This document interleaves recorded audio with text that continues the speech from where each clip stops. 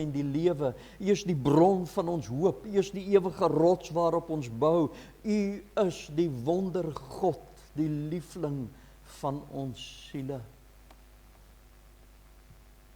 Hoe blink môre ster, u die ewige wonderbare God is waardig om geaanbid te word en ons wil dit doen. Ons het dit so pas deur musiek gedoen, maar in die aflewering van hierdie woord wil ons dit ook doen in 'n vorm van aanbidding. Ons wil U vereer en ons wil U naam toeswaai met lof, eer en heerlikheid, want U is dit waardig.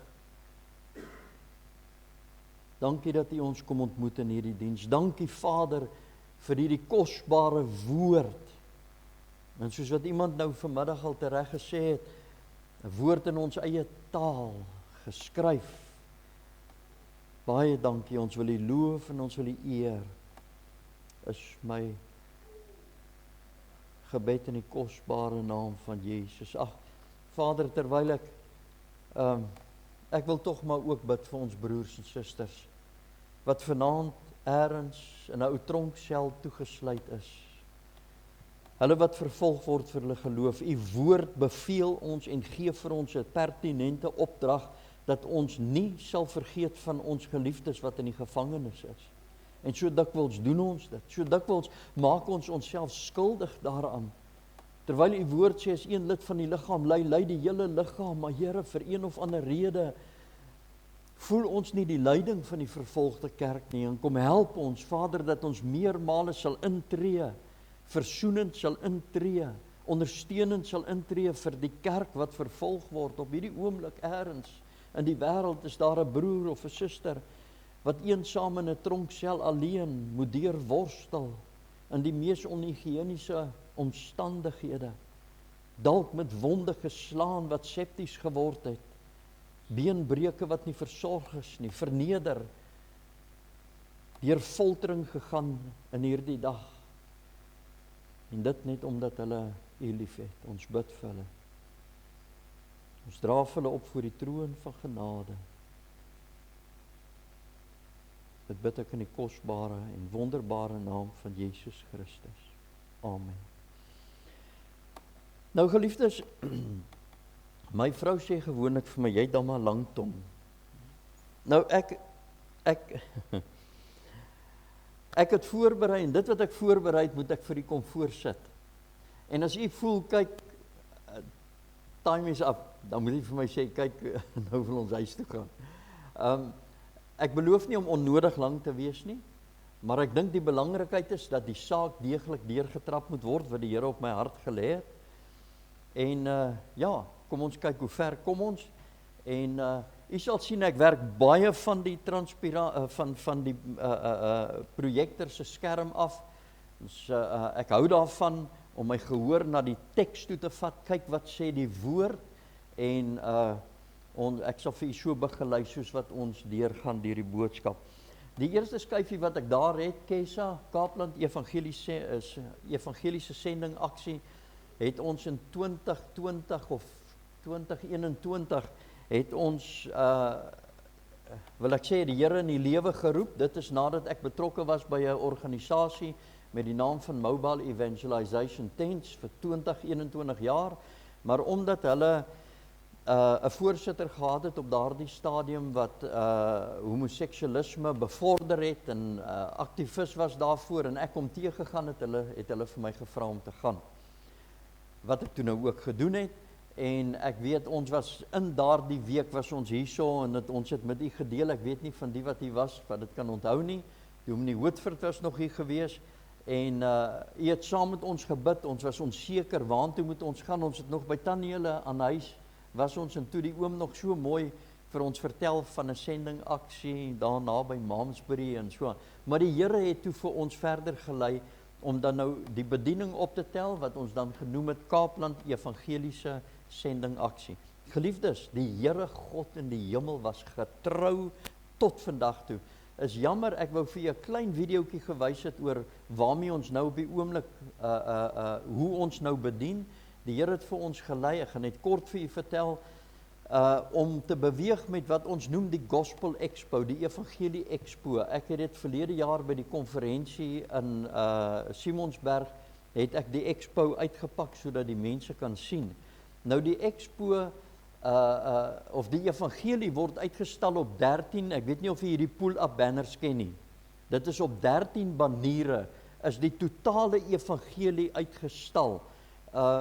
As ons dit hierdie saal sal net mooi groot genoeg wees vir die uitstalling. Tussen elke banier kom daar 'n pilaar wat so hoog staan met 'n hulpmiddel op. Iets wat ons gebruik om die onbekende begrippe, die moeilik verstaanbare geestelike begrippe dan vir die mense oop te breek. En weet jy, ons kan die Here nie genoeg dank vir hierdie wonderlike, praktiese, demonstratiewe manier wat God ons gelei het om die evangelie te verkondig. Dit werk soos 'n bom. Nou dit is waarmee ons beweeg. Is baie werk om dit uit te stal, maar ons is mos nou nie bang vir werk nie. Maar dit werk. So, ek kan net vir ons bid asseblief. En weet jy, miskien wil ek net na aanleiding van die gebed wat ek nou gebid het vir die vervolgde kerk, mag ek die vrymoedigheid neem, my broeder, dat julle dit as 'n staande gebed sal noem. Ek sê altyd, ons kan nie vergeet van ons broers en susters wat vervolg word nie. Maar in elk geval, geliefdes, kom ek kyk waar, daar sy.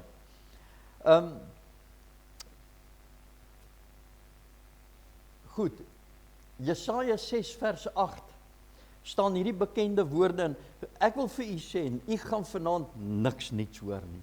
U gaan vanaand net herinner word aan dit wat u alreeds weet. En u gaan vanaand, en dit is die doel, geliefdes van my boodskap, is om u op te roep en 'n absolute dringende appel op u te lewer, om betrokke te raak met persoonlike evangelisasie. Ek het gehoor daar is 'n paar sendingorganisasies vir wie u bid, wonderlik, prys die Here daarvoor. Maar geliefdes, ons moet op 'n persoonlike vlak gehoorsaam wees teenoor wat die woord van die Here sê. Is wonderlik dat daar sendelinge is wat gegaan het. Maar geliefdes, ek wil vandag vir u sê, en ek verstout my om dit te sê, dat die Here Jesus self het gesê, die arbeiders is min. Kom ons gaan kyk. Die Here Jesus, daar staan geskryf in Jesaja 6 vers 8. Daarop hoor ek die stem van die Here wat sê, wie sal ek stuur? En wie sal vir ons gaan? En wat sê Jesaja? Hy roep uit en hy sê, hier is ek, Here, stuur my. Geliefdes, ek wil vir u vra, kan ek net vra, hoe laat is dit nou? Laat ek weet hoe want 20 oor, hoe laat kom u gewoonlik uit? Goed, kom ons gaan aan. Jakobus 1 vers 22 sê die volgende, hy sê, en word daders van die woord, en nie net hoorders nie. Hy sê, luister, wat julle self, o my wêreld, ek moet nou hierdie, wat julle self bedrieg. Geliefdes, as ons net hoorders van die woord is, en nie 'n dader, 'n doener, een wat doen, sê die woord van die Here, dan bedrieg ek myself. En mag die Here gee dat ons in hierdie dag, terwyl ons na die woord van die Here gaan luister en ons hier weggaan, dat ons gaan doen, want u gaan opgeroep word, en daar gaan 'n appel op u gemaak word, deur die Heilige Gees glo ek, om te gaan doen, wat hy vir u vra. Nou geliefdes, weet u, daar staan 11 keer staan daar in al hierdie tekste in die Nuwe Testament, die volgende, wie ore het om te hoor, laat hom hoor wat die Gees aan die gemeente sê. Wie ore het om te hoor, laat hom hoor. Nou, die Griekse woord, die koine Griekse woord wat hier gebruik word vir die woord hoor, is kouo. Ek weet nie of ek dit reg uitspreek, ek is nie 'n Griek nie. Maar die Hebreëse ekwivalent van daardie woord is dit, is shema. Eintlik spel jy dit uit, shma, is die Hebreëse woord. En weet jy wat beteken dit? Dit beteken om te hoor, om gehoorsaam te wees en om aksie te neem. Dis wat dit beteken. Met ander woorde, om te hoor met die intensie om te gaan doen wat ek gehoor. Hoor jy wat sê? Shma, wat beteken dit? Dit beteken dat wanneer ek opgaan na die huis van die Here toe, gaan ek met die intensie om te gaan luister, sodat ek, wanneer ek daar weggaan, gaan doen wat ek gehoor het. Jy hoor wat sê ek? Luister wat sê hy verder. Lukas 10 vers 1 en 2 praat die Here van die groot oes. En geliefdes, dit is 'n baie bekende gedeelte. Luister wat sê die woord. Hy sê, en na hierdie ding weer 70 ander aangestel, 2 voor hom uitgestuur na elke stad en plek waar hy sou kom. Hy sê toe vir hulle, die oes is wel groot, maar die arbeiders is min. Bid dan die Here van die oes dat hy arbeiders sal uitstuur. Dis 'n opdrag wat die Here Jesus gegee het. Die geleentheid is daar is werk om gedoen te word, daar is 'n groot oes daar buite, maar die probleem, geliefdes, is daar is nie arbeiders nie. En as dit vir daardie tyd waar is, wil ek vir u sê, geliefdes, is dit al hoe nog meer waar vandag. Maar wat is die opdrag wat hy gee? Bid dan die Here van die oes dat hy wat doen? Dat hy arbeiders sal uitstuur. My broeder, mag ek vrymoedigheid neem, dis 'n staande gebed wat dit moet wees.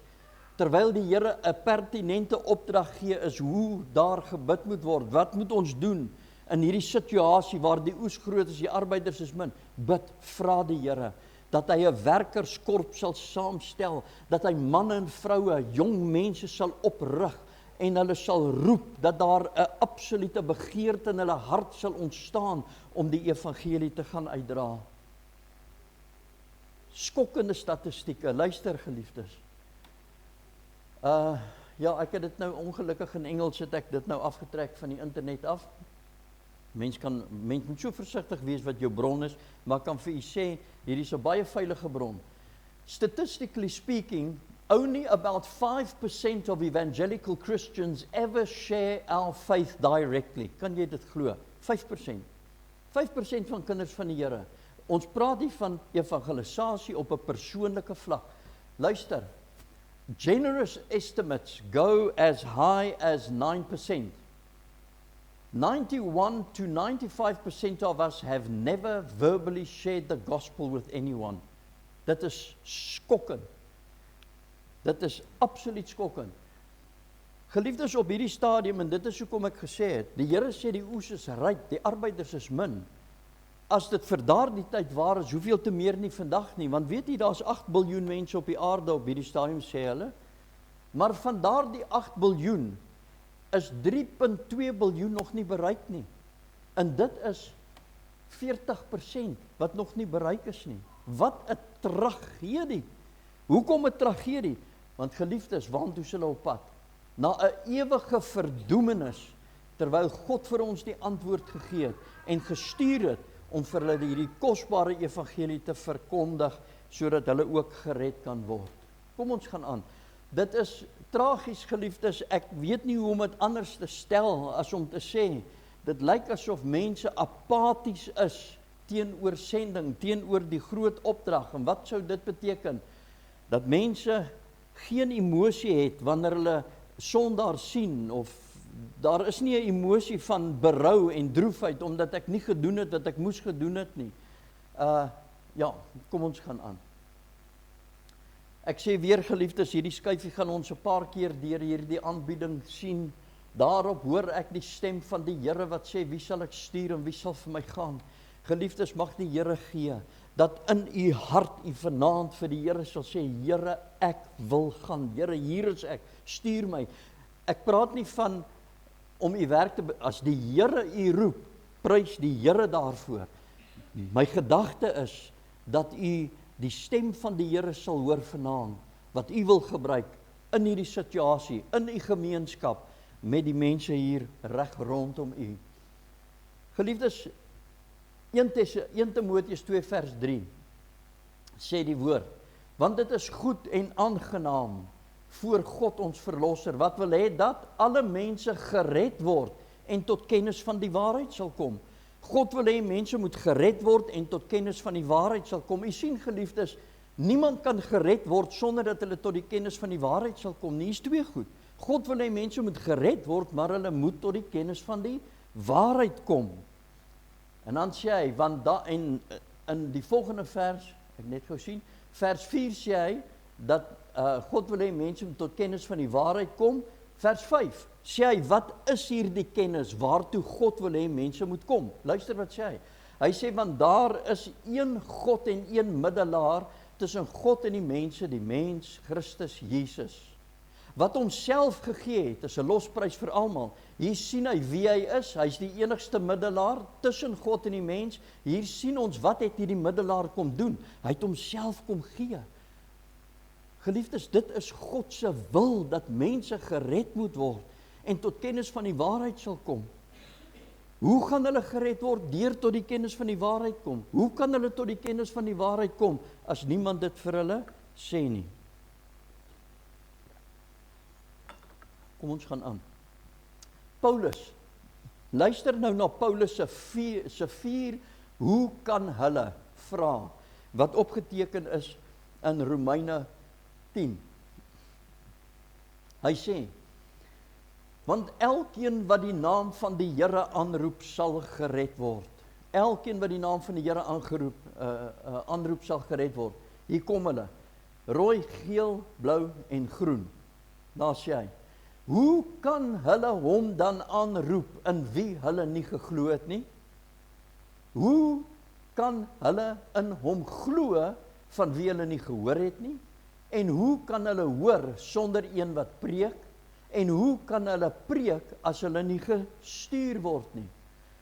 Geliefdes, God stuur mense, om wat te doen? Om mense toe te rus met die kennis wat hulle nodig het, om te gered te word. In ander woorde, God stuur mense om te gaan preek, sodat mense kan hoor, sodat mense kan glo, sodat mense gered kan word. Dis wat Romeine, en nou kom Paulus, hy sê, hoe gaan hierdie mense gered word? Geliefdes,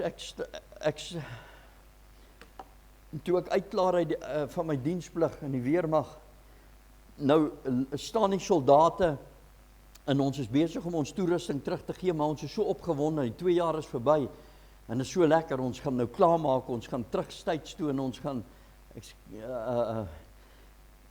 en weet jy, dis in Junie maand in Ladysmith, daar in Natal, en is koud die oggend, is vroeg die oggend, en ons staan so groepie, maar ons is ligsinnig, en ons, soos die hulle het ons so manier, wat hulle sê, ons gaai met mekaar, en ons maak grappies, en ons gaan te kere, en een van die troepe lê, ek moet nie sê troepe nie, is 'n ou man, want ons is ons nou klaar, so hy lê daar in die sonnetjie in bak, die bietjie ou hitte wat hy kry, lê hy in hy bak, en weet jy, ek sal dit in my lewe nie vergeet nie, en terwyl ons so in die kringetjie staan, toe kom 'n ander ou man aan, en hy kom staan daar voor hom, maar voor die son, en sy skade weer val op hom, wat nou daar op die grond lê.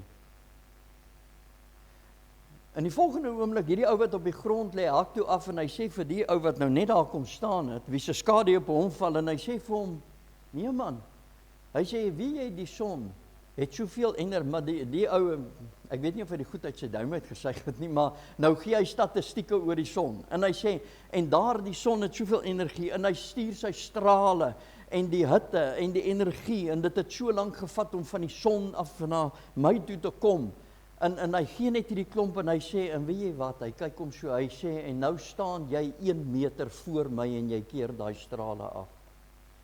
Met ander woorde, juist die oorsaak, dat ek nie verhit word.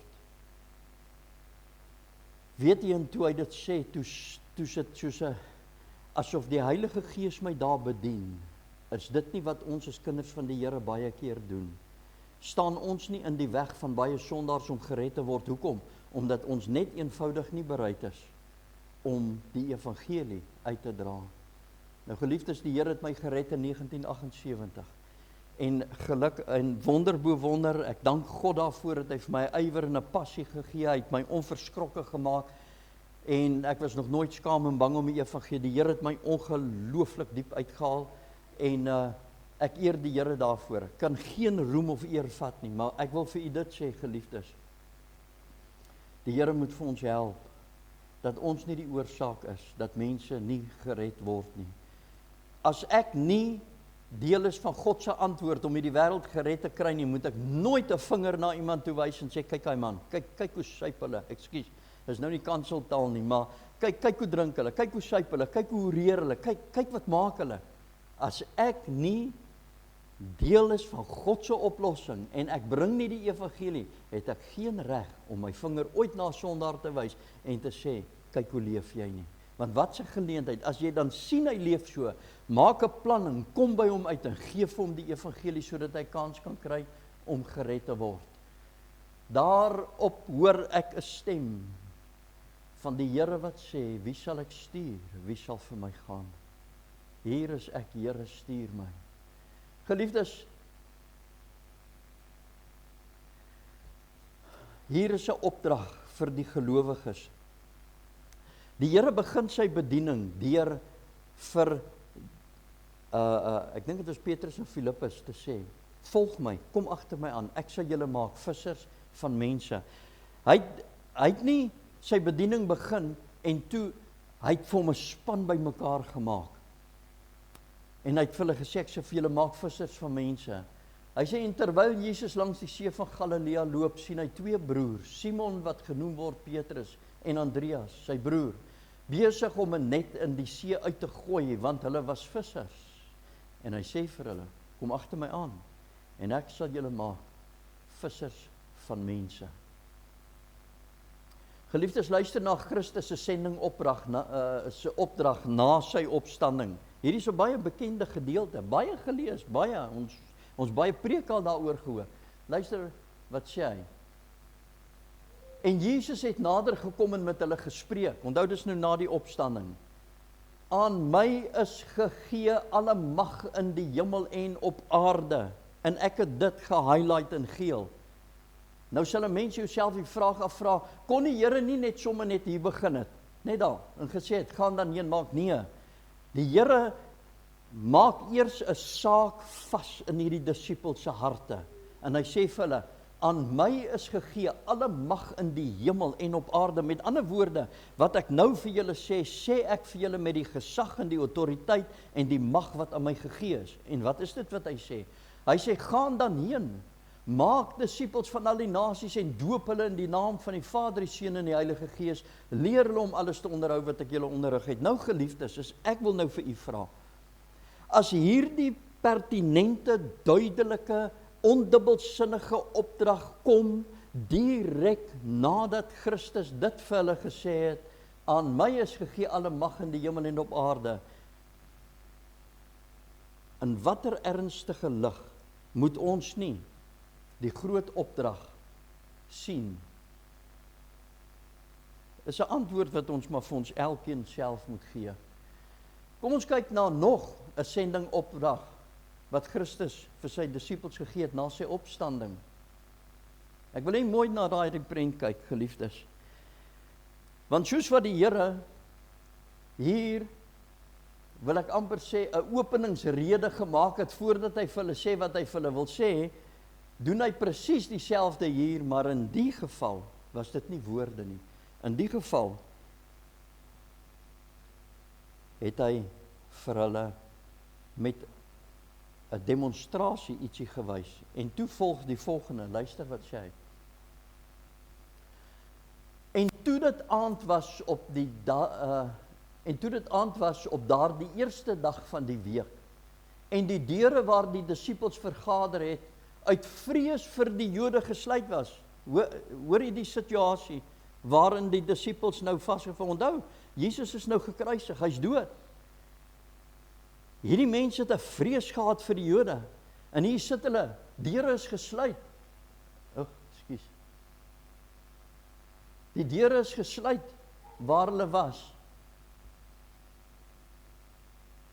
Hy sê, het Jesus, kom ek begin weer, en toe dit aand was, op daardie eerste dag van die week, en die deure waar die disippels vergader het, uit vrees vir die Jode gesluit is. Hierdie ouens is angsbevange, hulle is bevrees, het Jesus gekom en in hulle midde gestaan en vir hulle gesê, vrede vir julle. En nadat hy dit gesê het, wys hy hulle sy hande. Nie ietsie gesê nie, vrede vir julle, en hy steek sy hande uit en hy wys dit. En wat gebeur toe? Die Bybel sê, en die disippels was bly toe hulle die Here gesien het. Maar kom ons haal gou net daai stukkie uit. Kom ons haal hom net gou uit. En dan gaan ons van daar af soontoe. Kyk nou. Wat het gebeur? Die ouens sit met vrees in hulle harte, was hulle toegesluit agter deure, en Jesus het gekom en in hulle midde gestaan en hulle gesê, vrede vir julle. En wat het hy toe gedoen? En nadat hy dit gesê het, wys hy hulle sy hande, en toe hy sy hande wys, toe sê Jesus weer vir hulle, vrede vir julle, soos die Vader my gestuur het, stuur ek julle. Geliefdes, kyk gou. Die Here sê, vrede vir julle. Vrede vir julle. Soos die Vader my gestuur het, stuur ek julle. Ek wil vir u 'n vraag vra.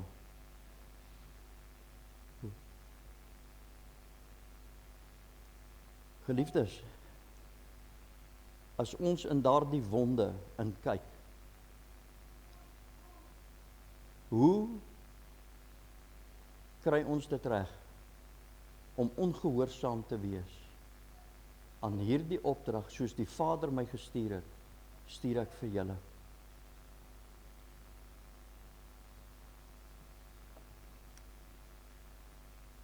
Markus 6 vers 34. En toe Jesus uitklim, sien hy 'n groot menigte. Miskien kan ek net dit sê. Hy sê, soos die Vader my gestuur het, stuur ek julle. En natuurlik het hy sy hande gewys. Soos die Vader, kom ons dink daaraan, soos die Vader. Kom ons kyk, hoe het Vader hom gestuur. En toe Jesus uitklim, sien hy 'n groot menigte, en hy het vir hulle innig jammer gevoel. Hoekom?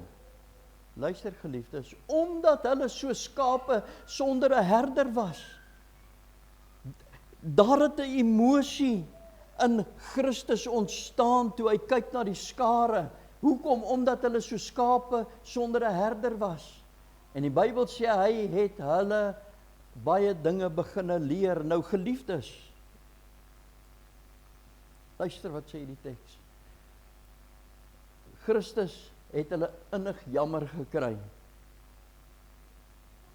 Wat het hy gesien?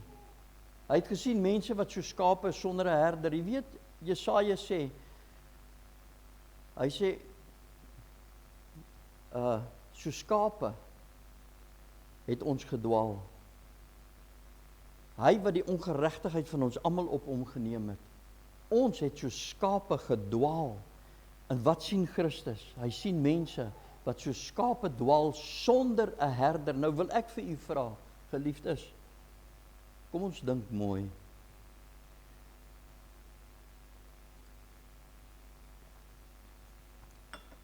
Wat kom in my gedagte wanneer ek deur die dorp beweeg op 'n Saterdag en dit wemel van die mense? Wat sien ek? Hoe kyk ek na hierdie mense? Geliefdes, het dit nie tyd geword dat ons ook na die mense sal kyk en hulle innig jammer kry, omdat voor ons mense loop wat so skape is sonder 'n herder? Hierdie een vir wie ons maklik sê, jou dronklap. Hy het nie 'n herder nie. Moet dit nie in ons 'n weemoed inbring om te dink daardie persone het 'n, want weet jy wat gaan gebeur? Ek wil vir u sê, geliefdes, luister, want hier is die antwoord in die teks. As ons op 'n plek kom en ons sê, Here, gee vir ons weer 'n passie, gee vir ons weer dit wat u het teenoor sondaars, dan gaan die volgende gebeur. Dan gaan ek betrokke raak, want hy sê, hy het hulle baie dinge geleer, dis die uitwerking. Toe hy hulle sien, hulle het geen herder, hy het hulle jammer gekry, maar hy het iets aan gedoen. En geliefdes, om hier uit te kom, moet ons eers deur dit gaan. Ons moet hulle jammer kry, en ons moet hulle sien soos wat God se seun hulle raak sien, mense, skape sonder 'n herder. Christus se sending opdrag, geliefdes, na sy, nee, hierdie moet wees met sy hemelvaart. Goed, kom ons kyk. Christus het self sy sending opdrag gegee toe hy opgevaar het hemel toe. Luister wat sê hy, Handelinge 1 vers 8. Hy sê, maar julle sal krag ontvang wanneer die Heilige Gees oor julle kom, en julle sal my getuies wees. Jy sal my getuie wees. Geliefdes,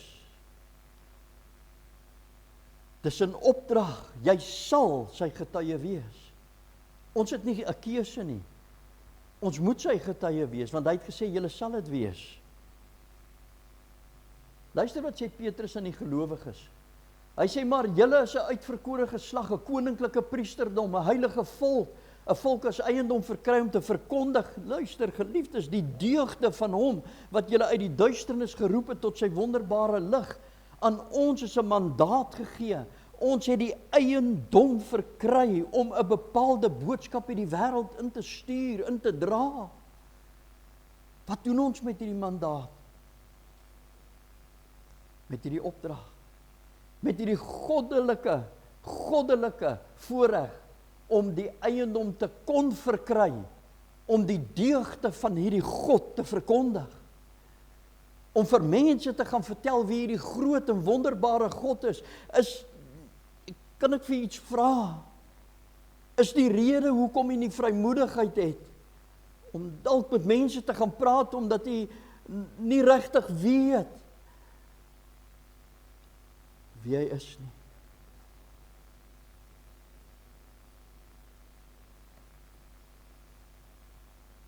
Ons het die eiendom verkry om te verkondig die deugde van hom, wat ons uit die duisternis geroep het, geliefdes.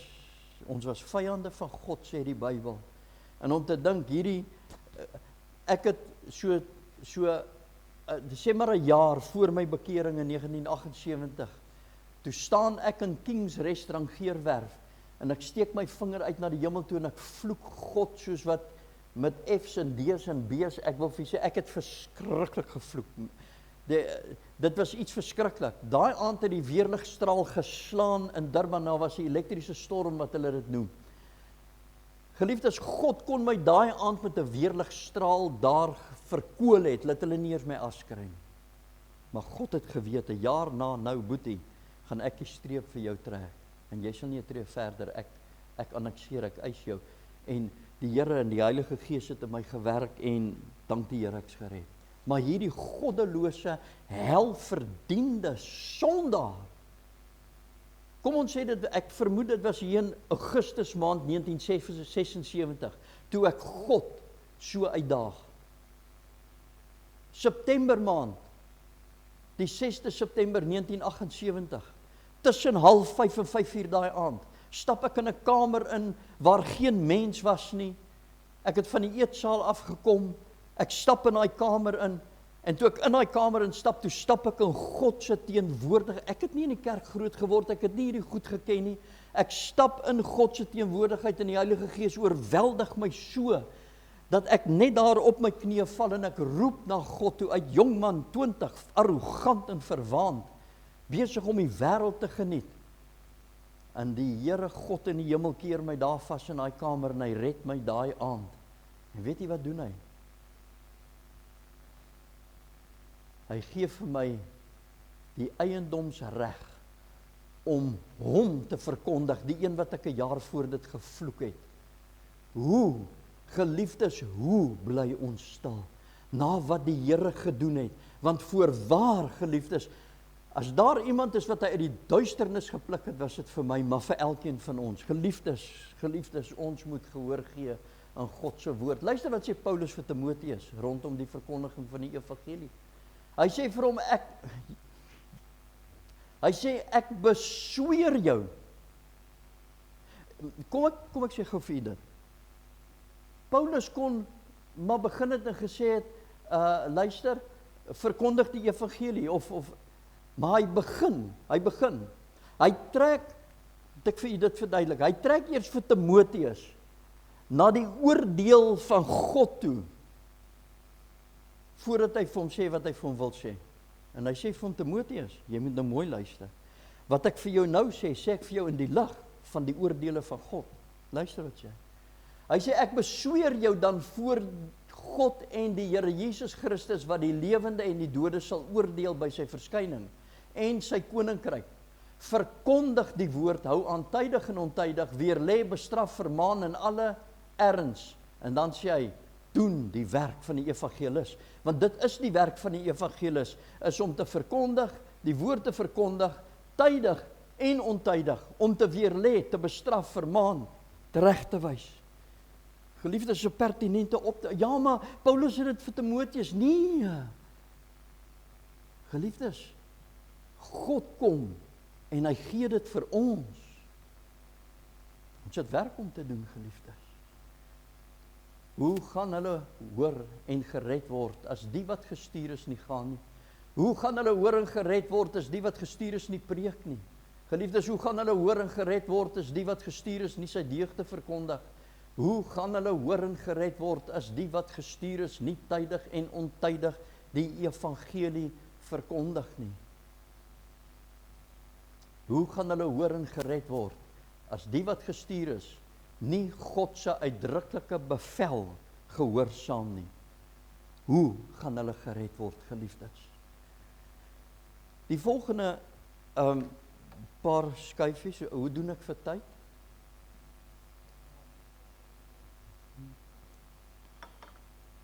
Geliefdes, die volgende paar skyfies wat ek vir u wil wys, is grafies. As daar klein kindertjies is, druk maar miskien hulle oogies toe. Maar ek het gekies en gedink, die Here het my gelei glo, om hierdie goed vir u te wys. En weer so 'n paar realiteite van wat vir 'n sondaar wag aan die ander kant van die ewigheid as hy die dag sterf, om dit vir u bietjie voor te hou. Met die gedagte dat daar 'n dringendheid in die hart sal ontstaan, dat daar mense daar buite is wat gewaarsku moet word en soos 'n brandhout uit die vuur uitgeruk word. So kom ons kyk, wat sê die woord nou verder? Ek het hierdie prent, miskien kan ek dit net verduidelik, hoekom het ek daai prent gekies? Want jy weet, baie keer as ons op reis gaan, en dan maak ons lekker tyd op, en dit gaan goed, en dan skielik dan kom ons by so 'n bedryf, en dan breek hulle ons spoed, en dan staan ons, en hier moet jy staan, en dan gee dit ons 'n bietjie tyd om te dink.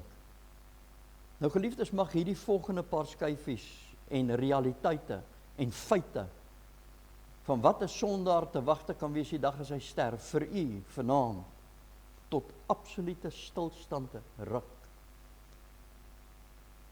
En meer nog, mag dit vir u aanspoor om te sê, hier is ek, Here, stuur my. Luister geliefdes, as die Bybel dan sê, hy wat die naam van die Here aanroep sal gered word. Jesus sê, ek het gekom sodat mense gered kan word. Waarvan? Om gered te word waarvan? Hoekom stuur God ons uit om vir mense die goeie nuus te gaan vertel, om gered te word? Die vraag is, gered te word waarvan? Kyk wat sê die woord. Hebreërs 9 vers 27. Die mens is bestem om eenmaal te sterwe en daarna die oordeel. Jy weet, daar's mos nou vandag 'n ding in die kerkwêreld. Jy moet nie oor oordeel praat nie. Nee. Jy moet vir mense sê, God het hulle lief. Geliefdes, in Handelinge sien ons hoe die apostels te werk gegaan het. En ons moet daar gaan leer. En jy gaan nou so 'n paar dinge sien, wat jy miskien weet jy dit. Kom ons kyk. Handelinge 17 vers 30 en 31. Hier is dan maar goddelike waarhede geskryf. Hy sê, God het dan die tye van onkunde oorgesien, en verkondig nou aan alle mense oral dat hulle moet bekeer. Hoekom, geliefdes? Hierdie teks, ja, hy het hulle lief, maar in hierdie teks sê, hoekom sê God hulle moet hulle bekeer? Kyk wat staan hier. Omdat hy 'n dag bepaal het, vasgemaak het, eenkant gesit het, waarop hy die wêreld in geregtigheid gaan oordeel. So God sê, Hy het nou die tye van onkunde oorgesien. Die mense moet hulle bekeer. Hoekom? Want hy gaan hulle oordeel. Maar kyk nou wat staan nie geskryf in die blou. Hy het 'n dag bepaal waarop hy die wêreld te geregtigheid sal oordeel deur 'n man wat hy aangestel het. Wie is die man? Kom ons kyk. Hy sê, hy het hiervan, waarvan, die feit dat hy die mense gaan oordeel, het hy hiervan aan almal sekerheid gegee deur hom uit die dode op te wek. Die Here sê, ek het die tyd van onkunde oorgesien, ek verkondig, julle moet julle bekeer, want ek het 'n dag vasgemaak waarin ek die wêreld gaan oordeel, en nou gaan ek vir julle sekerheid gee dat ek die wêreld gaan oordeel. En weet jy wat se sekerheid gee hy ons? Deur hy daai man wat hy aangestel het om te oordeel uit die dode uit op te wek. Kyk gou hier. Geliefdes, dis die leë graf in Jerusalem. Die leë graf in Jerusalem is God se advertensiebord vir die wêreld, vir die ongeredde mens daar buite, dat die oordeele, dat hy wat hier gelê het, maar nou opgewek is, hom gaan oordeel. Christus is aangestel, aan hom is hy, God die Vader, het Christus aangestel om te oordeel, as regter oor lewe en dode. Hoe gaan dit wees, geliefdes? Kom ons kyk bietjie. Ons weet nou, die mense is bestem om eenmaal te sterwe en hulle gaan geoordeel word. Maar kom ons kyk nou, wat sal die ervaring wees van mense wat voor God, voor Jesus Christus nou staan? Onthou nou, geliefdes, luister. Onthou Jesus Christus. Daar's mos 'n ding wat hulle sê, Jesus Christ, meek and mild, so iets. Hierdie liefdevolle Jesus, hierdie een wat so besorgd was, hierdie een wat wie is dit nou? Hierdie selfe Jesus. Die Bybel praat van die lam van God wat op die troon sit. Kom ons kyk, wat is die ervaring van die sondaars wanneer hulle voor hierdie lam van God op die troon verskyn by die groot wit troon oordeel? Kyk wat sê hy. Openbaring 6 vers 16. En vir die berge en die rotse gaan die mense sê, val op ons en verberg ons vir wat? Vir die aangesig van hom wat op die troon sit.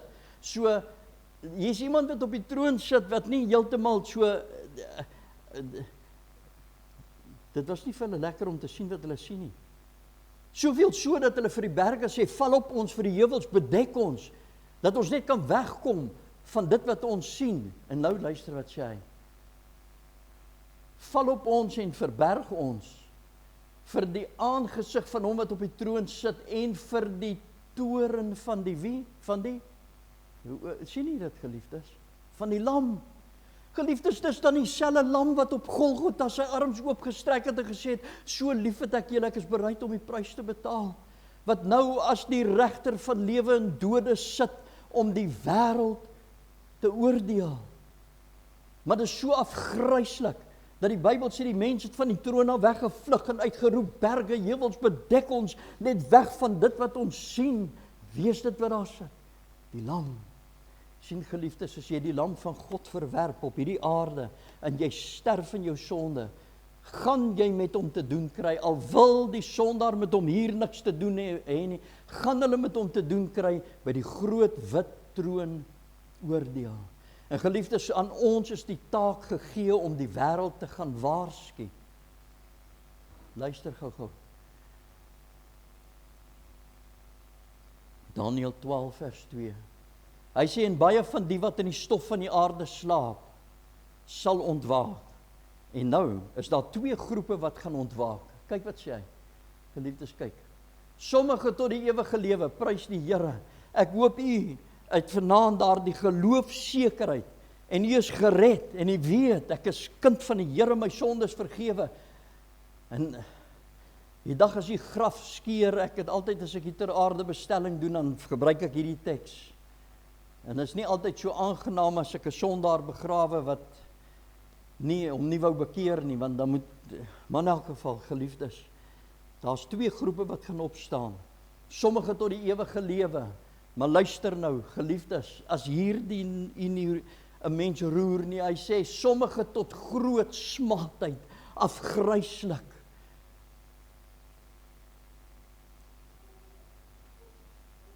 Wat 'n toestand, om te sterf. Geliefdes, weet u, Die begrafplaas is ons 'n plek van baie leuns. Ag, miskien moet ek, ek dit miskien net vir u sê, ek weet nie waar daar die skyfie is nie. Daar staan ons rus en vrede op al die grafstene geskryf. Wat eintlik, jy weet as 'n mens in die begrafplaas gaan loop vandag, dan lyk dit almal is gered, rus en vrede. Terwyl die woord van die Here sê, wag, ek hardloop myself nou uit, ons sal daarby kom. Kom ons gaan aan. Nadat mense geoordeel is volgens wat in die boeke geskrywe is, en dis wat gaan gebeur by die oordeelstroon. Mense gaan geoordeel word hoe hulle geleef het, wat het hulle gedoen tussen hulle geboortedag en die dag wat hulle gesterf het. En nou sê die Bybel baie duidelik, nadat hulle geoordeel is, dan sê die Bybel, sal daar gekyk word of iemand se naam in die boek van die lewe is. En as hy nie in die boek van die lewe is, sê die Bybel, is hy in die poel van vuur gewerp. Kom ons kyk, geliefdes, wat gaan gebeur in die poel van vuur? Wat vind daar plaas? Kyk gou, 2 Tessalonisense 1 vers 8 tot 10. Hy sê, God gaan in vuur en vlam wraak uitoefen. Hoor u, geliefdes, luister, wat gebeur daar? God gaan in vuur en vlam wraak uitoefen. Oor wie? Oor die wat God nie ken nie en die wat ongehoorsaam is in die evangelie van Jesus Christus. Geliefdes, ons word geroep, ons word gestuur, aan ons is die mandaat gegee om hierdie mense soos 'n brandvout uit die vuur uit te ruk. Dit is wat vir hulle wag, as ons hulle nie waarsku nie. Luister wat sê hy. En die rook van hulle pyniging gaan op tot in ewigheid. Pyniging waarvan? Wie is dit wat daai pyniging toedien? Ons het net nou gesing oor die bring my die ou tyding. Geliefdes, dis God se onfeilbare woord. Hy het die dinge vir ons nie net daar laat skryf, net sodat dit swart woorde op wit papier is, omdat daar niks anders was om geskryf te word. Hy het dit daar neergepen, sodat ons moet weet wat 'n sondaar te wagte kan wees, en ek, as ek nie gered is nie, die dag as ek sterf sonder hom. Hy sê, die rook van hulle pyniging gaan op tot in alle ewigheid, en rus sal daar dag en nag. Hy sê, rus sal daar nie wees nie, as jy in die begrafplaas rondloop, dan sien jy, daai rip, rus en vrede. En 'n mens dink almal is gered, terwyl die woord van die Here sê, daar sal nie rus wees nie. Geliefdes, ons het werk om te doen. Hebreërs 10 vers 31, vreeslik is dit om te val in die hande van 'n lewende God, want ek wil vir u sê, geliefdes, die dag as 'n sondaar buite Christus sterf, val hy in die hande van die lewende God. En hoe verskriklik sal dit wees, as dit ooit sou gebeur, sê nie dit gaan nie, weet nie, ek dink maar net, dat ons in die ewigheid duisende vingers na ons gewys, jy het my nooit gewaarsku nie, jy het God geken, jy het by my verbygeloop, jy het gesien hoe syp ek, jy het gesien, maar jy het my nooit gewaarsku nie. Geliefdes, mag 'n sondaar nooit daardie voorreg hê om 'n vinger na ons te wys, omdat ons hulle nie gewaarsku het nie. Lukas 12 vers 5, luister wat sê die Here Jesus self. Geliefdes, maar ek sal julle wys wie julle moet vrees. Vrees hom wat nadat hy doodgemaak het, by magte is om in die hel te werp. Ja, ek sê, vrees hom. Dis die seun van God se eie woorde. Wie beter kon dit vir ons gesê het, is die seun van God, wat daar aan die kruis, onder die oordeele van God gesterf het, met u en my sonde. Hy weet wat dit is, om gestraf te word vir sonde, hoewel dit nie sy eie sonde was nie. Hy weet wat dit is om in die hande van die lewende God te val, want dis presies wat op Golgotha gebeur het. Hy het in die hande van die lewende God geval, met my sonde, in my plek het hy gesterf. En hy kom waarsku, en hy sê, vrees hom. Handelinge 10 vers 42, en hy het ons bevel gegee om aan die volk, geliefdes, het ek my net geonderbreek. Paulus skryf hier baie groot waarheid, en ek wil hê, ek wil amper nou net sê, kom ons dink nou wat staan hier geskryf. Hy sê, en hy Dis Christus, het ons bevel gegee om aan die volk te verkondig en met krag te betuig dat dit hy is wat deur God bestem is as 'n regter van lewende en dode. Luister wat sê hy. Hy het ons bevel gegee, maar dis nie net 'n bevel gegee nie. Hy het vir hulle gesê wat hulle moet gaan doen, maar dan sê hy ook vir hulle hoe hulle dit moet doen. Hoe moet hulle dit doen? Met krag betuig. Die Here het vir my 'n megafoon voorsien, dat hy baie geld gekos. Jy weet wat so 'n megafoon mos, nê? Daai ding praat 800 meter ver. As ek hom oopdraai aan die onderkant van Porterville, dan hoor jy bokant van Porterville. Hy praat amper tot in die ewigheid in. Ek wil vir u sê, daardie megafoon, dank God vir daai megafoon. Baie siele sal bereik met daai megafoon. Ons het nou, Desember maand het ons deur die strate gery en Kersliedjies gespeel. Nou die ding het die vermoë, die megafoon, as hy sy klank, jy moenie naby hom staan nie. Jou ore gaan dit in elk geval nie hou nie. Maar as jy so 100 meter van hom ver is, jy soek nie vir die klank wat hier aankom nie. Jy kyk op, want hy gooi sy klank, laat dit voel die hemelruim is. Dit voel die klank kom uit die hemel uit. Die Here was baie dierbaar toe hy daai ding vir my gegee het. Hy sê, en hy het ons bevel gegee om aan die hele volk te verkondig en met krag te betuig, wat? Luister, dat dit hy is, wat deur God bestem is regter. God het vir die apostels gesê, julle gaan sê vir die mense, die oordeel is op pad en ek gaan hulle oordeel. God het my aangestel. Geliefdes, daar staan dit. As God dan nou opdrag gegee het vir die apostels, wie is ek om te sê, ek sal die evangelie verkondig, maar ek gaan nie oor die oordeele praat nie. Ek gaan nie praat, nee, hier, dis waar ons begin. Jy gaan nou sien, kyk gou. Handelinge 24 vers 25, maar toe Paulus spreek oor geregtigheid en selfbeheersing en die, kyk al, toekomstige oordeel. Hy het met Felix gepraat. Het Felix wat gedoen? Hy het baie bang geword en geantwoord, gaan vir hierdie keer heen, en as ek 'n geleentheid vind, sal ek jou laat roep. Sien, dit was Paulus hulle se styl. Hulle die mense, geliefdes, kom ek sê so, hulle die mense in die verdoemenis ingepreek, en ek gaan nie verduidelik nou hoekom. Felix het bang geword. Jy sien, geliefdes, ons vind baie in die boek Handelinge hierdie ding waar die apostels gepreek het. Dan het die mense uitgeroep, wat kan ons doen om gered te word? Hoekom sal hulle so ietsie sê, as hulle nie verlore is nie? Dis vanuit 'n bewustheid van sy verlore toestand, wat hierdie geroep kom, wat kan, Paulus asseblief sê net, wat kan ons doen om gered te word? Ek het ons het net daar in Porterville gekom, en die voorsitter van die sending en evangelisasie kommissie op die dorp, laat roep my, en hy sê daar klagtes ingekom. Ek sê wel, hy sê vir my, die mense kla, jou prediking maak hulle baie negatief.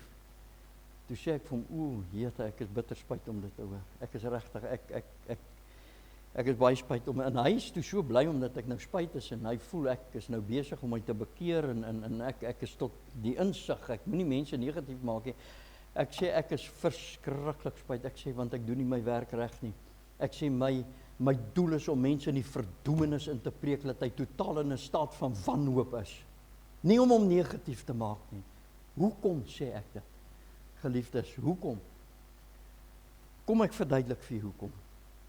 Want jy sien, geliefdes, wanneer ons met mense praat oor die verdoemenis en die oordeel in hulle verlore toestand, en soos wat Efesiërs dit mooi in 'n neutedop vasvang as hy sê, dat die sondaar is sonder hoop, sonder God en sonder Christus in hierdie wêreld, as ons vir hulle toestand van verlorenheid verduidelik, dan kyk hulle met ander oë na die Here. Dan het hulle begeerte na Christus, dan wil hulle gered word. Want jy sien, die oomblik as jy vir hom sy toestand verduidelik, sy verlore toestand, en jy skilder Christus as sy enigste hoop om gered te word, dan het hy skielike begeerte om gered te wil word. Ek noem vir jy die voorbeeld. Kom ons kyk. kom ons sê ons almal is op 'n seiljag. Ons vaar hier op die oseaan en dit gaan goed. Kyk, ons geniet dit. Dis verskriklik. Ons geniet dit verskriklik. En skielik kom daar 'n helikopter oor ons. Ons is ver in die oseaan. En soos wat die Engelse sê, shark infested waters. Baie haie, maar dit pla ons niks nie, wat die haie, ons kyk vir hulle en gooi vir hulle 'n stukkie vleis. En in die helikopter is hier, ons kyk op en daar gat hy, weg is hy. En hier deur die nag slaan ons seiljag 'n rots en ons is besig om te sink. En ons is angstig want ons weet hier's haie en ons weet ons is verlore, menende ons kan onsself nie help nie. Nou wat beteken dit as jy verlore is? Dit beteken jy het 'n redder nodig, iemand wat jou uit daai toestand kan kom help. Jy kan jouself nie help nie, jy kan jouself nie red nie. En ons is so ver van die kus af, ons kan nie swem nie, ons kan nie in die water en skielik hoor ons daai geluid wat ons gister gehoor het. Daai helikopter. Gister het dit ons geïrriteer want dit het so gelaai daai klomp maar vandag is dit vir ons 'n klank van verlossing wat op pad is. Kom ons kyk na ons reaksie. Gister het ons net so opgekyk en ons het aangegaan met ons, hoe gaan ons vandag maak? Sê vir my, gaan ons op? Maar net, nee, ons gaan fakkels skiet. Ons gaan alles in ons vermoë doen, ons gaan spring, ons gaan te kere gaan. Hoekom? Want ons wil sy aandag trek. Hoekom? Want dis my enigste hoop om gered te word uit hierdie situasie. Maar wat het die verskil gebring? Dis dieselfde helikopter, selfde geluid, is my situasie. Jy sien, gister het ek hom nie nodig gehad nie. Vandag het ek hom nodig. Vandag kyk ek met ander oë, vandag luister ek met ander ore na hom. Sien geliefdes, as ons vir die sondaar vertel hoe verlore hy is en daarna gee ons vir hom die goeie nuus, dan kyk hy met ander oë na Jesus. En baie keer, geliefdes, kom ons voortydig met die boodskap van liefde en hulle het geen waardering vir hierdie liefde, want hulle verstaan dit nie. En dan kom ons nog met hierdie patetiese boodskap, weet jy het soveel waarde, jy het soveel waarde, want dit is hoekom Christus sy bloed vir jou moes. Nee, sondaar het geen waarde nie. Die woord van God sê hy is sy vyand. En dit is wat van genade soveel genade maak, is dat God se seun vir sy vyande gesterf het. Ai, geliefdes, nou is daar 'n paar waarskuwings, ek is besig om nou na my einde toe te gaan. Vergewe my as ek bietjie te lank maak. God se waarskuwingstekens, geliefdes, luister. In Petrus sien ons, sê hy, dat as God die engele nie gespaar het nie, hulle het gevalle engele geword, en hy die mense van die ou tyd nie gespaar in Noag se tyd nie. Luister nou, sê hy na dieselfde, sê hy sê, deur die stede van Sodom en Gomorra tot as te verbrand het God hulle tot ondergang veroordeel en as 'n voorbeeld gestel vir hoekom? Vir die wat in die toekoms goddeloos gaan wees. Hoor hier, geliefdes, waarom het God Sodom en Gomorra vernietig as gevolg van die ongeregtigheid? Maar hy sê dit is vir ons wat in die laaste dag goddeloos gaan wees, 'n advertensiebord. Dit dien vir ons as 'n waarskuwing. Geliefdes, Here help ons. Romeine 10 vers 15, soos geskrywe is, geliefdes, ja, luister, soos geskrywe is, hoe lieflik is die voete van die wat die evangelie van vrede verkondig, van die evangelie van die goeie verkondig. Nou geliefdes, ek het nie by die goeie nuus uitgekom nie, omdat daar nou net nie tyd is. Ek moes miskien so 'n paar tekste oor die goeie nuus ook, maar my hele doel vanaand was, kan jy onthou die stopstraat? Is jy om tot stilstand te ruk en vir jy te sê, kyk wat wag vir die sondaar. God het ons gestuur as sy gesandte om mense te gaan red uit hulle helse verlore toestand. Hierdie is so kosbaar. Luister wat sê Daniël 12 vers 3. en die verstandige sal glinster soos die glans van die uitspansel, en die wat baie tot regverdigheid lei, soos die sterre vir ewig altoos.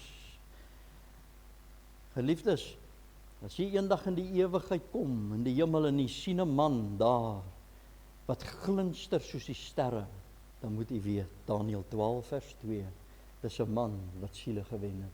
Dis 'n man wat baie na regverdigheid. Luister, kyk op. En geliefdes, weet jy wat? Ek wil skitter. Ek wil hy ster wees, maar weet jy wat? Nee, ek wil hy ster wees sodat gaan nie oor ek nie. Want as ek daai ster is en u is daai ster, word God verheerlik. En as mense na daai glans kyk, dan sien hulle die werke van God. Nie van ons het ons niks te doen nie. O, geliefdes, Jesegiel 33 vers 7 is vir ons 'n absolute waarskuwing. En jy, o mensekind, ek het jou as wag oor die huis van Israel aangestel. En as jy woord uit my mond hoor, moet jy hulle van my kant waarsku. As ek aan die goddelose sê, o goddelose, jy sal sekerlik sterwe, en jy spreek nie om die goddelose vir sy weg te waarsku nie, dan sal hy, die goddelose, deur sy ongeregtigheid sterwe. En dan kom hier die verskriklike woorde, maar sy bloed sal ek van jou hande eis. Geliefdes, ek hardloop vinnig deur hierdie skyfies. Kyk nou net gou-gou, ek is klaar. Geliefdes, weet jy, ek wil nou vir u sê, nie almal word as 'n Paulus geroep nie. Daar's net een Paulus. Nie almal het die vermoë en die gawe om, soos 'n Wiets, 'n man wat ek ken in Sanin, hy Saterdag, en hy dink, Here, hier is nou vir my gehoor, en hy's daar in die Eerste Nasionale Bank, en hy's by die trappe om, hy gaan staan daar bo by die galery, maar kyk, toe preek hy daai evangelie, daai banksaal is vol mense, en voor die sekuriteit om toe het hy al amper 'n alterkol gedoen in 'n uitnodiging, toe hy klaar met die evangelie. Is nie almal van ons nie. Ons almal het nie daai boldness nie, ons verstaan dit, ons almal het dit nie, maar weet jy, ek wil nou vir u ietsie sê. Daar's geen rede hoekom die oudste tannie, as sy net by haar volle positiewe is, in die ouete huis, hoekom sy nie die evangelie kan verkondig. Daar's geen rede hoekom enige iemand in hierdie kerksaal vanaand, in hierdie kerkgebou, nie die evangelie gaan verkondig. Al is jy hoe skaam, al is jy hoe teruggetrokke, al is jy hoe introvert, en al weet jy nie, het jy geen verskoning. Hoekom sê ek dit? Want tegnologie het dit vir ons moontlik gemaak, geliefdes. En nie net tegnologie nie, daar agter is baie traktaatjies, dank God vir daai traktaatjies, prys die Here daarvoor. Maar weet jy wat, geliefdes? Daai traktaatjies moet daar uitkom. Dis waar hulle moet uitkom. En wie gaan hulle daar sit? Ek? En nie gaan hulle daar sit. Geliefdes, daai man het 'n traktaatjie nodig. Ek moet net brandstof ingooi, gee vir hom 'n traktaatjie en so 'n stukkie evangelie. Praat met hom. As hy verkeerskonstabel, weet jy, as ek 'n verkeerskonstabel my aftrek en ek gee vir, jy kan nie glo hoe dankbaar is hy mee. Ons dink hulle neem aanstoot. Nee, geliefdes, daar's baie geleentheid. Traktaatjies kan uitgedeel word in 'n dokter se spreekkamer. Wat van in 'n parkeerarea? Het jy geen kontak met mense gemaak? Niks so ver. Geen kontak, want ons het, weet jy sal nou nie glo nie, geliefdes, maar ek en my seun het nou die dag daaroor gepraat, en hy het vir my gebid vir vanaand, want hy weet sy pa het 'n vrees vir mense, vanweë my kinderlewe en vanweë en dit is vir my regtig 'n moeilike ding om hier te staan, glo dit of jy wil of nie. Ek het 'n vrees, en ons almal het daai vrees vir mense, party net erger as ander, maar hier het ons nog nie met mense kontak gehad nie. Hoe maklik is dit? Gaan sit 'n traktaatjie op hy kar se venster. En geliefdes, die selfoon is een van die wonderlikste maniere hoe u die evangelie kan verkondig. Dink net daaraan. U kan met die selfoon evangelisasie doen oor die hele wêreld. In 2020 toe COVID slaan en ons mag nie meer uit die huise uit nie, toe dink ek, Here, my vrou gaan dit nie maak nie, want ek is hierdie kop van my, en ek moet by siele uitkom, en ek dink, nee, maar wag, hier is mos nou 'n geleentheid, en ek begin 'n bediening op Facebook, Teachings for Asia. Ek het daai bediening weer toegemaak, want dit het my net eenvoudig te besig gehou toe COVID nou verby is. Geliefdes, u sal nie glo, ek het mense uit daai vertrekkie uit, het ek mense bedien in Singapore, in Rusland, in Pakistan, in Noord-Afrika, uit daai plaas huisie uit. En ek het met niemand kontak gehad nie. Die tegnologie maak dit vir ons vandag moontlik om sonder vrees die evangelie uit te dra. Geliefdes, as ons dink wat vandag in kerke aan die gang is, met die geweldige misleiding, het u 'n goddelike geleentheid om mense te gaan bedien met die waarheid, deur middel van u foon. Ja, daar is nou nie meer 'n eystergordyn nie, maar jy kan ek dink in China wat se deure toe is vir die evangelie. Jy kan daar die evangelie gaan verkondig. Ek het, toe ek 'n jong man was, het ek, geliefdes, net kort na my bekering, het ek vir geopende deure, ons het sulke Bybelpapiertjies gekry, dan het ons daai Bybelpapiertjies ons het oor see gepos, na Rusland toe, toe was die eystergordyn nog, die gelowiges kon nie wag om net die volgende bladsy van die Bybel te kry, so het ons die Bybel bladsy vir bladsy gestuur. Geliefdes, daar's werk om te doen. Ekskuus, ek wil hier nou nie verder ophou nie, ek wil miskien net gou dit wys. Ons het verlede maand, September, het ons by Onderrusrivier gaan kamp, en daar is so 'n ou paadjie, waar jy 'n klippie kan verf, en sit jy 'n klippie neer. Wat 'n voorreg, ek wil vir u sê, kyk, die Bybel sê, as julle nie uitroep, gaan die klippe uitroep. En hierdie klippe roep uit, want ek en Marijn het hulle beverf hoor. Ek wil vir u sê, die evangelie staan duidelik op hulle geskryf. Ja, so geliefdes, daar's baie geleentheid. Hier staan ek met my nuutste hulpmiddel wat my help, maar ek wil vir u sê, van alles wat ek al gebruik het, trek daai ding nou vir jou aandag, want ek wil vir u sê, kyk, hy laat koppe draai, o jete, dan staan ek al met my doodskus, en die ouens, hulle loop nie by my verby nie. Geliefdes, ons het werk om te doen. Ons het baie werk om te doen. Ek dink ek is klaar. Kan ek nog net so 'n stukkie? Net so 'n stukkie. Ek wil vir u vertel van Tannie Oosie. My vrou sit daar, sy maak vir my so. Ek wil vir u vertel van Tannie Oosie. Ons bly in Robertson. Hoe oud is Tannie Oosie? Hoeveel? Diep 70. Daar, jy sien daai ou tannie daar op die bicycles, nou nie, sy nie is net 'n prentjie. Ou Tannie Oosie het 13 kilometer op 'n BMX fiets met 'n gitaar oor haar rug op 'n plaaspad gery om by die plaasmense uit te kom om die evangelie te gaan verkondig. Ek en Tannie Oosie het male sonder tel op die straathoeke gestaan en dan het ons openligdiens. Was dit 'n fees saam met haar. Ons het by Silverstrand vakansieoord het ons gestaan en preek daai Tannie Oosie, sy hou daai mic so vas in haar oë toe, die mense gooi ons met klonte, sulke klonte, maar Tannie Oosie het geen saak nie.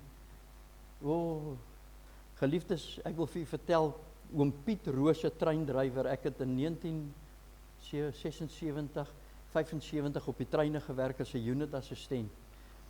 En oom Piet Roos, ons kom van Pinetown af, en die trein trek by hierdie stasie in, dis Belairstasie op Durban. En die trein het hier gestaan, langs hierdie platform, hierso. En die bestuurskajuit was omtrent hier. En ek wil vir u sê, die ander personeel het geweet, hulle moenie met my lol nie. Ek het nie tyd vir 'n kind van die Here gehad nie. Ek het hulle gevloek. Ek het geen tyd vir hulle gehad nie. Maar oom Piet Roos het hom nie gesteer aan hierdie Nico Rademeier se. En weet jy, terwyl ons daar staan, vra oom Piet vir my, as jy vandag sterf, waar gaan jy die ewigheid deurbring? Geliefdes, daai vraag was die begin van God wat in my lewe begin werk het. En toe sit hy 'n traktaatjie in my hand, die 2W met daai prent. Daai prent het my so geruk, en dit was die begin van my reis met God. En hoekom? Oor 'n man wat bereid was om net die vraag te vra, waar gaan jy die ewigheid deurbring? Hoe kan ek die Here dank? Geliefdes, selfs net 'n klein woordjie wat jy vir iemand sê, kan hulle op 'n koers plaas, sodat God met hulle kan werk. Mag die Here vir ons genade gee, en mag ons dan gehoor gee aan God se roepstem, Daarop hoor ek die stem van die Here wat sê, wie sal ek stuur, wie sal vir my gaan? As u tog maar net vir die Here sal sê, hier is ek, stuur my. Kom ons bid. Kosbaar, ewige, wonderbare, heilige, soewereine lam van God, ons wil u loof, ons wil u eer. Staan so skuldig, Here, so skuldig voor u. Vergeef ons. Ek wil bid, Here, dat u, soos hierdie woord uitgegaan het, dat u die naprediker sal wees. En dat u die werk sal doen wat net u alleen kan doen. En ek wil bid, Here, dat u in hierdie gemeente 'n ontwaking vir sielewenning, persoonlike evangelisasie sal dit ontwaak. En dat hierdie kerk, hierdie gemeente uit sy nate sal bars. Dat hulle sal moet uitbrei en hier's baie grond. Die ouens kan in die straat parkeer, Here. Hulle hierdie kerk kan lekker groot gemaak word. En ons bid, Here, dat daar's kerke in hierdie selfe dorp wat so sektaries geword het, soveel misleiding verkondig. En hier waar die waarheid verkondig word, Here, hier is 'n put met rein, suiwer water waartoe mense kan kom. En ek wil bid, Here, dat u hier vir u diensknegte bymekaar sal maak, vissers van mense. Doen u die werk wat net u alleen kan doen, asseblief. Is my gebed in die kosbare naam van Jesus Christus. Amen.